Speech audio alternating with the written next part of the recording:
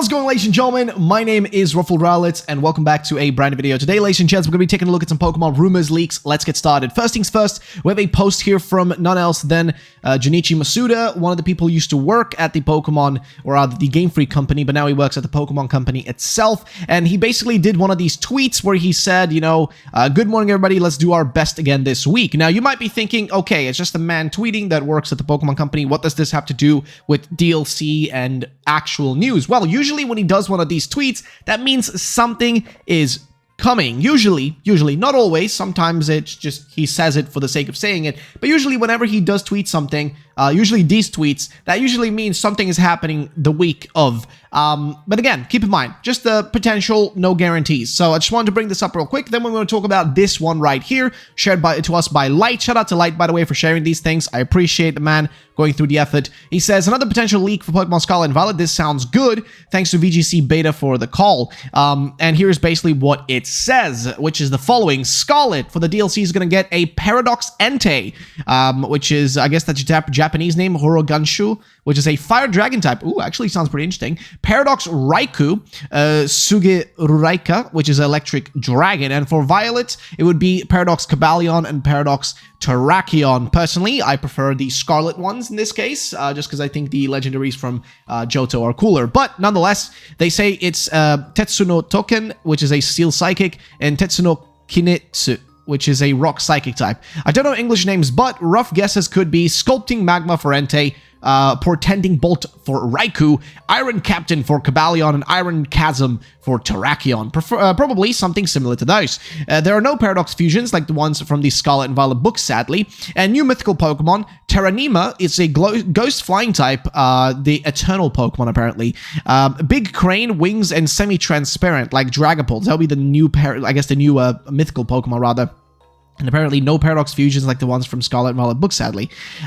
This one looks like Dragapult's tail, has hexagon-shaped feathers, white-orange if female, and white-purple if male. That sounds pretty cool. If female, Terranima holds... Well, actually, male-female, they don't actually do, I think, gendered Pokemon for the legendaries. I don't think they usually have a gender.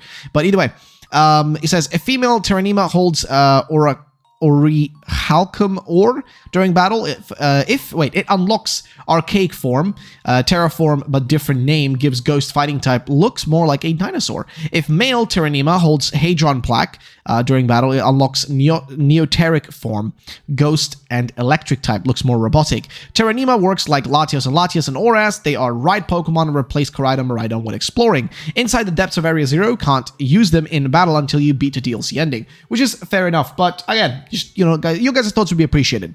Terranima are the dead professor's souls in the body of immortal Pokemon. The professor's last wishes were for their feelings and love for their son to not die with them. So this Pokemon, and not sure if Terrapagos or Terrapagos Evo, granted a wish by turning their souls into immortal Pokemon, but they lost their knowledge. Fair enough. That sounds a bit different from what we've been speculating it to be, but whatever. You could say that the professor's minds are in their AI, while their souls are in their Terranima. Okay, AI thinks but doesn't feel. Terranima feels but doesn't think. Okay.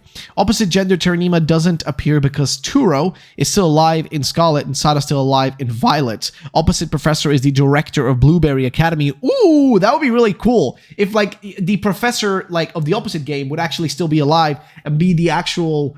Wow, that would be really sick, actually. I think that genuinely could be a really cool thing. But again, you know, there's no guarantees this is actually real.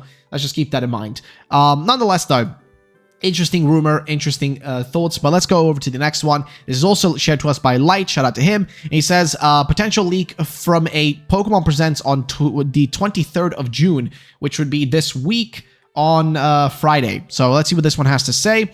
He says the following: general news for spin-offs, Pokemon Go, Unite, etc. Brief summary of the new features for Pokemon Home, and they hope we've all been using it. Okay. They mentioned they stopped online support for the TCG Online and promote TCG Live. Pokemon Sleep release date announcement August 25th, and new features such as connecting with your phone and playing some AR games within the app.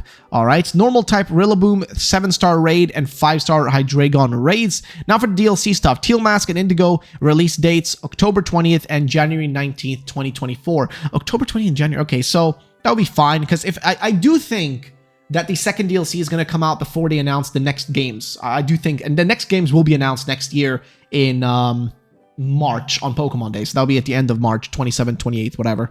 But yeah, so they show off in-game footage and the types for the 3 legendaries. Monkey Dory is a firefighting type, apparently. Fezandipede is a fire psychic type. Okidogi is fire steel. And they mention how you can't terrestrialize in Kitakami since it's not in Paldea.